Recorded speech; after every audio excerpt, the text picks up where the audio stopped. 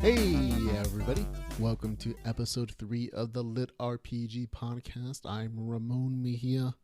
Now, Litrpg Podcast is the only podcast dedicated to Litrpg, and I'm here to bring you the latest Litrpg news, reviews, and of course author interviews. We're going to begin with our Litrpg news.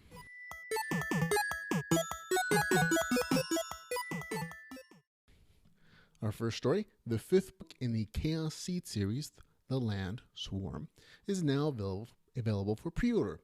It's actually really interesting that Elora put up this is the first time he's ever actually done a pre-order, and you can kind of tell that there's a real reverent tone to the current book description. Part of it reads, what happened to Elora? Where's the swarm? Did the rock giant make Richard jelly? What are the Colonel's secret spices? So kind of gives you a feel for the tone of the next book. As always, I'm looking forward to picking it up myself personally. The release date is October the 12th of this year, so you don't have too much longer to wait, and hopefully it'll be done on time and there won't be any kind of delays. Our next story begins with the first book in the Way of the Shaman series is actually out in German. I think it's pretty safe to say that we're can expect some new Litrpg fans from Germany very, very soon. Now, additionally, speaking of the Way of the Shaman series, on a recent post on Facebook, Vasily Mahanenko was asked when his next book in the Way of the Shaman series may come out in English. His response, and this is verbatim, November. So while there is no official release date on Amazon, I know from the last time we talked to him, he had estimated that his new translation team, who's working on translating all the books, which are already all finished in the Way of the Shaman series, and translating them into English, they were working super hard, and he was hoping that it would be out by December sometime. And it looks like that translation team may be working even better than we were expecting, and we may get something by Thanksgiving. Cross our fingers. But again, that's a little bit of speculation. He said November, and hopefully it'll come sometime between Thanksgiving and Christmas. Either way, I plan to pick it up. Now, in other news, William D. Arand, author of the Otherlife trilogy, is conducting a super interesting experiment. His third book, Otherlife Awakenings, is actually already finished, but he's planning a dual release date with the print edition, the ebook edition, and of course the audiobook edition. He's actually been one of the Litrpg authors who's really been on top of releasing audiobook editions of his books fairly soon after they're published. His narrator, Jeff Hayes, has been actually live broadcasting the recording process on Periscope and Twitch. It's a really interesting insight into the audiobook recording process, and if you just absolutely have to get your Otherlife fix, you can actually take a peek at the next story by watching the broadcast. We'll have the links in the show notes if you want to click on them and see what the back catalogs of the chapters they've already recorded and for you to pursue. And I believe there's another one upcoming pretty soon on either Twitch or Periscope, so you can check them out live as they're actually being recorded, and you can comment and give them feedback. And the narrator has actually encouraged audience participation because it helps them to see the things that work for the fans. Now, in our next story, Jaden Hunter, the admin for the Litrpg Facebook group, has actually been communicating with Amazon in an effort to get the Litrpg genre listed as its own separate category. Now, they recently sent him a response, and they said that they'll be submitting the request to their department so they can take it into consideration for future improvements, which is kind of a nice way of saying, thank you for letting us know about this. We'll think about doing it. Now, Jaden actually suggests that anyone who wants the Litrpg genre to get its own category on Amazon, an official category, that they should actually write Amazon at Kindle-feedback@amazon.com. Again, another link we'll have in our show notes for you guys, but it does kind of show that if the fans and if the authors of the genre want their own category, they have to voice it to the people who are doing all the technical work. If there are enough people who want it and they express that view to Amazon, there's a much better chance of it getting done. So if you're a fan of the genre, I encourage you to again go email Amazon at kindle-feedback@amazon.com. Now, one of our last news stories for the genre is going to be that there's a wonderful Kotaku article that came out earlier this month It was a collection of Instagram and Twitter photos and videos showing filming that is happening right now in London for the movie Ready Player One. Now there are set photos, there are videos of Steven Spielberg directing the cast, and it's a super cool look at what the world of Ready Player One may look like once it's on the big screen. Now, Ready Player One to me is definitely a Litrpg story, which is why it belongs in the news section. But it's kind of cool to see his vision of what it is going to be. Again, most of the story within Ready Player One happens within the virtual world of the Oasis, so we're not getting that view, but we are seeing what that post-dystopian look of the real world is happening, including some VR stuff, like the way it looks on people, and some of the graphics and thematic settings, which is still kind of cool. The movie is not slated to come out for quite a long time, but this is a pretty good glimpse at what you can expect to look for. Now, on to our new releases and reviews.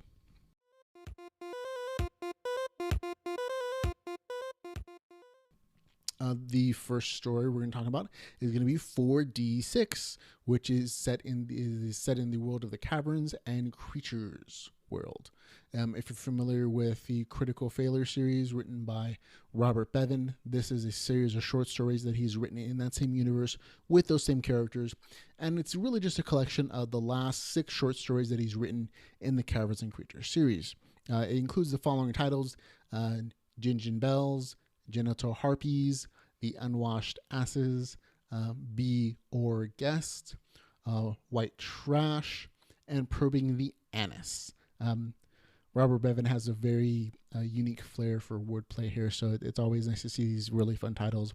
It's a reflection of the irreverent kind of wordplay, funny, potty humor that appears often in his stories, which I'm a super big fan of and would definitely encourage you if you like that kind of humor. The Critical Failure series, again, is among the funniest Litrpg stories and series I've ever read. And the short stories that the authors kind of have to write add value if you're a fan of the series and if you just want a good laugh. The fact that he also bundles these short stories together to save his readers a couple bucks is also pretty nice. I definitely encourage you to check them out if you have a Kindle Unlimited subscription. All the collection of the stories are also on Kindle Unlimited, so you can read them all at once. And they're not they're pretty decent value even if you don't. But if you're a fan of the series, if you just like that kind of, if you like humorous stories set in role-playing worlds, this is definitely a pickup for you. Now the next book that we're reviewing and talking about as a new release is going to be Dragon Web Online Inception Electric Shadows Book 1. These Litrpg titles are getting really long. But the story sets off with the main character, Adam, in custody. He's waiting and ready for execution, but he's also getting an interview about how he destroyed a world. They really play him up in the first few chapters and during the interview sections as a super villain type, and they don't really explain, of course, how he destroyed the world. That's something we're going to find out during this series of the story. And he's the character Adam is really recounting for the viewing audience the story about how in this book how he got placed in this new virtual reality world, and then of course just to the actual story of him entering the world with his brother Carl and trying to make money to pay off their mother's medical treatments, and of course things don't go as planned. Now this is my opinion of the story. I loved it. It was really interesting. It felt shorter than it actually was because I just kept reading it again, and it was one of those stories that I kind of stood up a little later than I should have to finish it. But I'm definitely glad that I enjoyed it. There's some things that I didn't like. I personally didn't like the interview sections where the main character is being interviewed by Shi Shao. I think that's how you pronounce it. I get that the author is setting at the corporations as being the manipulative villain and creating emotional ties to the main character by persecuting him, but it just didn't work for me. It kind of just made me mad and annoyed, seeing how they were treating our main character, and maybe that's the point of the sections. I get that. I kind of skipped them at some point, and I got to the game mode. The game mode is the stuff that I really love, and once I got there, I totally fell in love with the story and the motivation of the character and the virtual reality world. I loved the virtual reality system in which the character class is assigned by, not by, players choosing from a menu or just getting select skills. It actually by their actions. The AI of this virtual world sees things the character does, the player does, and then they're given their character class according to the choices they made during this character selection adventure scenario. And the action is really well done. I thought it was interesting and it felt a little more original. What I really appreciated about the story, though, was the relationships between the main character and his brother. It felt really believable. The love and antagonism aspects of it were interesting, and I'm hoping to see more of those familiar relationships being explored a little more in future stories. But again, it really felt short. I know that it wasn't super short, but it just burned through it really quickly. So that's kind of my only complaint, that I wanted to read more of it, and that's not a bad thing. Our next story is going to be Awaken Online Catharsis. This is an audiobook release. It is relatively recent. We've already interviewed the author, Travis Bagwell, and I love the story. You can go look at the interview if you want like a full, I think we talked for like an hour. It was such a great conversation. We're talking about the story and everything. So we'll leave a link in the show notes if you want to go check out that interview in full. As a criticism on an audiobook, I'm going to bring in not just the story component, but also the narrator component, because when you're listening to audiobooks, in my opinion, how the narrator tells a story is just as important to listener satisfaction as the story itself. And in this case, it was so amazing. The narration is done by David Stifel, I believe, and his voice is rich and deep, and it does a great job of telling Travis Bagwell's story in Awaken Online. And I loved every minute of listening to the story. And that voice, though, is just, deeply satisfying. It's definitely kind of narration that I enjoy a lot. So go pick it up if you're into audiobooks, especially Litrpg audiobooks. It's one of my favorite listens at this point. Another audiobook that came out recently is Daily Grind. It's the first book in the Mirror World series, and it was recently released as well. Again, we've talked to the author in our author interviews already. You can look up, and we'll leave a show notes link if you want to listen to that interview as well. I enjoyed this story on the whole. It's a very kind of crafty resource gathering story. If that's what you're into, this is definitely up your alley. This is going to satisfy you. If you're not into that kind of stuff, if you want more action-oriented combat things, this is not the story for you. There's very little combat. There's like one scene where the main character is kind of getting beat up by spiders. It's actually a part of the story that the main character cannot fight. It's the way the virtual reality world is set up. You can go read it if you're really super interested in the kind of thing. But as far as the narrator goes, I like this narrator slightly less than the one for Awaken Online. The narration is done by Kyle McCarley. His voice is just a bit too high for my taste. That's just me. If you like that kind of voice range, go give a listen to Audible. You can tell pretty quickly whether this is going to be the kind of narration that you like or you don't like. But as far as the story goes, super great for me. I love crafting resource gathering stories. It's my thing too. Another story that I read recently, this is going to be an online only story, Digital Haven. The author description reads as follows. The modern world fell into a deep depression and few options remain for the suffering lower citizens. The global economy crumbled under a growing energy crisis, and overpopulation led to the creation of a virtual frontier known as trilogy, the first full immersion virtual reality. Trilogy introduces a world of adventure and exploration leaning on human nature for greed and power. Originally intended to be a temporary relief for the world's government soon realized the potential of virtual. Okay, I'm not going to read the whole thing. It's kind of a long intro to the story, in my opinion. Basically, the world has gotten to an economic hell. People are out of work, and so they're voluntarily digitizing themselves to go into this world as a permanent place to live. And there are masses of lower class citizens doing this. And our main character, Eric, is one of those people. He's kind of strutting over in this new virtual world by digitizing his mind and being set free in this world. It's a really good adventure story. The main character gets some pretty unique class skills pretty early on in the story. He's not overpowered though, and it's really a great action adventure story. Those are the things to look for in a lot of these Royal Road stories. This is where it currently is. It's on Royal Road. We'll have the link in the show notes, of course, but it's a good read. There are always going to be those grammar, spelling issues in these online stories like on Royal Road, and that's just a consequence of it. But if it being in that situation, a lot of these are just works in progress for the authors in these serialized stories. So be aware that when you go into this kind of story, but it's fun. It's an adventure story. There's tons of action, good fight scenes. It's probably a notch above a lot of the stories I'll read on Royal Road, and I had a good time reading it. That's all I really asked for a free story online. You can't really complain about it. It's free. Another free online story that I read this month, and I'm kind of reviewing, is called Clockwork, and this is again on the Royal Road. Links in the show notes. The description here is it's basically a virtual reality world set in more of a steampunk techno magic world, I guess you describe it. The main character, the first chapter really sets up the woe is me story. He's picked on by rich people.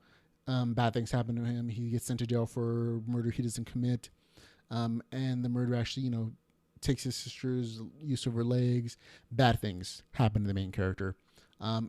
As part of his punishment, though, he is sent into a virtual reality rehabilitation center kind of world called Etheria, to help him, live out his sentence in that kind of world, which is kind of weird because he's essentially serving a longer term in the virtual world than he would be in real life.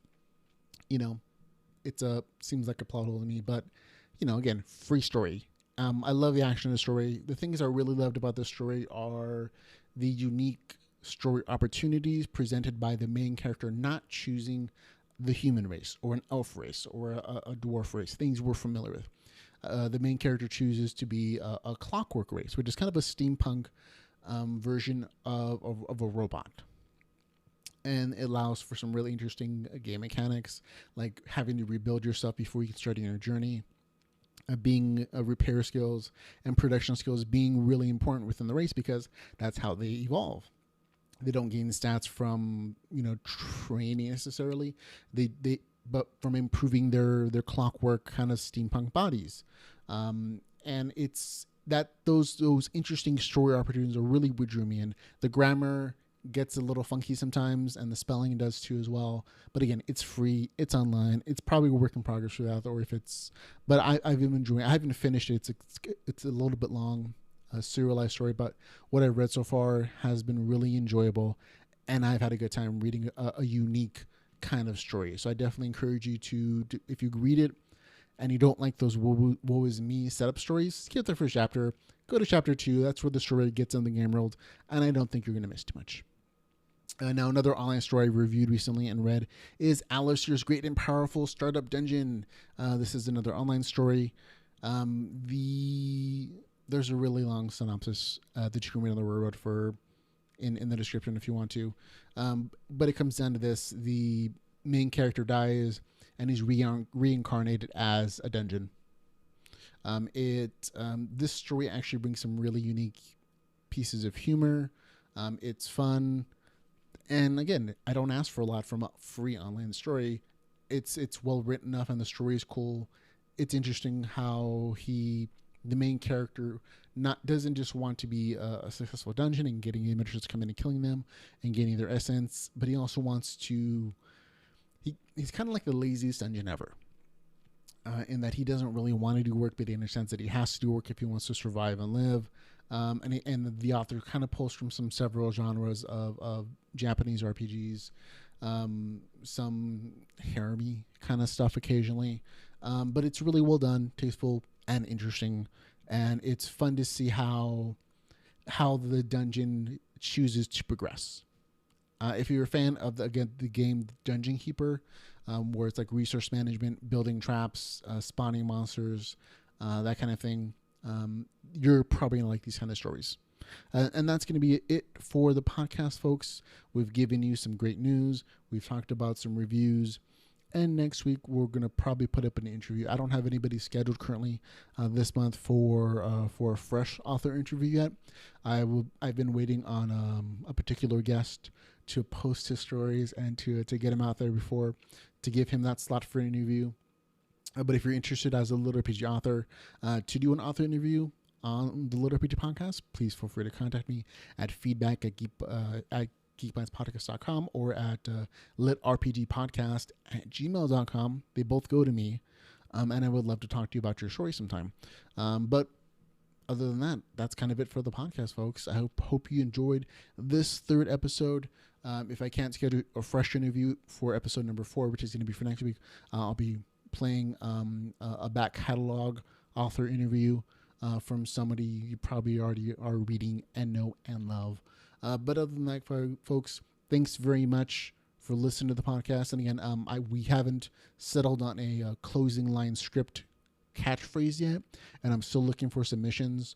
So please feel free to send any cool catchphrases for the Litrpg Podcast. But in the meantime, go read some Litrpg stuff and let me know how you think of it. And see you later, guys.